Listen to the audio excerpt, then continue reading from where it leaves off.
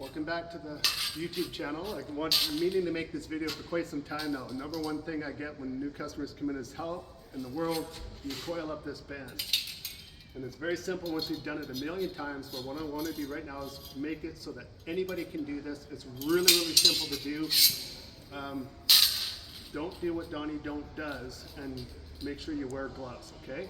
I've done this a bajillion times, although now that I said that I'll probably cut myself. Anyways, the easiest way to do this, and this works for any bandsaw, keep the blade with the teeth pointing away from you, stand feet close together, keep the blade down towards the bottom of your shoes, keep your hands a little wider than shoulder width apart. Pinch the body of the saw and don't wrap your thumbs around it. So if your hands are a little wider than your shoulders, pinch the saw in between the palm and your four fingers. With both hands, lean it forward just ever so slightly. Now your thumbs are pointing east to west. Once you pinch the saw, lean it forward. Now your thumbs will point north, and then keep going down and lean towards the ground, and it'll end up in a little tiny circle. Nice and safe, easy to do. You won't ruin your face or anything else like that.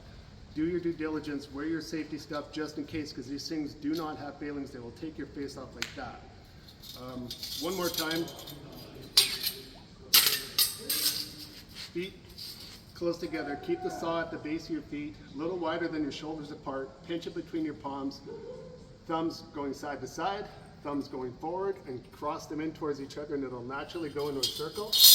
Then you're all done. And then to undo it, bounce it around. When you want to undo it, you want to bring the one loop out so that it makes an X in this hand. If you've got a different coil and it's a jumbled nightmare, put it back, grab a different coil. That one's not right.